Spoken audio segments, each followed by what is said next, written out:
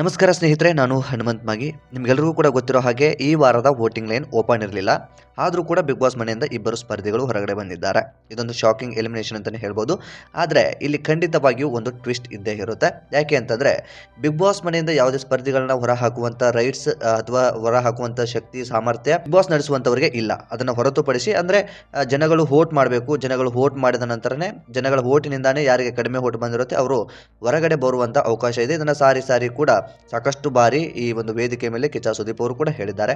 So ತಾವಾಗೆ ಹೊರಗಡೆ ಹೋಗ್ತೀವಿ ಅಂದವರನ್ನ ಯಾವತ್ತೂ ಕೂಡ ಕಳಿಸೋದಕ್ಕೆ ಸಾಧ್ಯ ಆಗಿಲ್ಲ. ಅಥವಾ ಈ ಒಂದು ಬೇರೆ ರೀತಿಯಾಗಿ ಒಂದು ಏನು ಅಂತಂದರೆ ಹಲ್ಲೆ ಮಾಡುವಂಥದ್ದು, ಆ ರೀತಿಯಾದಂಥ ಘಟನೆ ನಡೆದಂಥ ಸಂದರ್ಭದಲ್ಲಿ ಹೊರಗಡೆ ಹಾಕಿರ್ತಾರೆ ವಿನಃ ಅದನ್ನು ಹೊರತುಪಡಿಸಿ ಚೌಕಟ್ಟು ಅಂತ ಅಥವಾ ಅದರದ್ದೇ ಆದಂಥ ರೂಲ್ಸ್ಗಳನ್ನು ಹೊರತುಪಡಿಸಿ ರೂಲ್ಸ್ಗಳು ಬ್ರೇಕ್ ಆದಂಥ ಸಂದರ್ಭದಲ್ಲಿ ಹೊರಗಡೆ ಬರೋದಕ್ಕೆ ಸಾಧ್ಯ ಆಗುತ್ತೆ. ಅದನ್ನು ಹೊರತುಪಡಿಸಿ ಜನಗಳು ವೋಟ್ ಹಾಕದೆ ಯಾರನ್ನೂ ಕೂಡ ಹೊರಗಡೆ ಹಾಕೋದಕ್ಕೆ ಸಾಧ್ಯವಿಲ್ಲ. ಈ ವಾರವೂ ಕೂಡ ನಾಮಿನೇಷನ್ ಆಗಿರುತ್ತೆ, ಆದರೆ ವೋಟಿಂಗ್ ಲೈನ್ಸ್ ಓಪನ್ ಇರೋದಿಲ್ಲ. ವೋಟಿಂಗ್ ಲೈನ್ಸ್ ಓಪನ್ ಇಲ್ಲದೆ ಇರೋ ಕಾರಣದಿಂದ ಜನಗಳು ವೋಟ್ ಮಾಡೋದಕ್ಕಾಗಿರಲ್ಲ.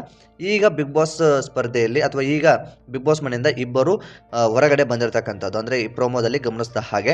ಸೊ ಇದು ಒಂದು ಶಾಕಿಂಗ್ ಅಂತಲೇ ಹೇಳ್ಬೋದು. ಅವ್ರನ್ನ ಸೀಕ್ರೆಟ್ ರೂಮಲ್ಲಿ ಇಡಬಹುದು ಅಥವಾ ಇನ್ನೇನೋ ಮಾಡ್ಬೋದು. ಸೊ ಬೇರೆ ಕಡೆಯಿಂದ ಎಂಟ್ರಿ ಕೂಡ ಕೊಡಬಹುದು. ಈ ರೀತಿಯಾಗಿ ಅದೊಂದು ಟ್ವಿಸ್ಟ್ ಅಂತಲೇ ಹೇಳ್ಬಹುದು. ಅದನ್ನು ಹೊರತುಪಡಿಸಿ ಪರ್ಮನೆಂಟ್ ಆಗಿ ಧ್ರುವಂತ ಆಗಿರಲಿ, ಈ ಒಂದು ರಕ್ಷಿತಾ ಆಗಿರಲಿ ಬಿಗ್ ಬಾಸ್ ಮನೆಯಿಂದ ಹೊರಗಡೆ ಬಂದಿರೋದಿಲ್ಲ.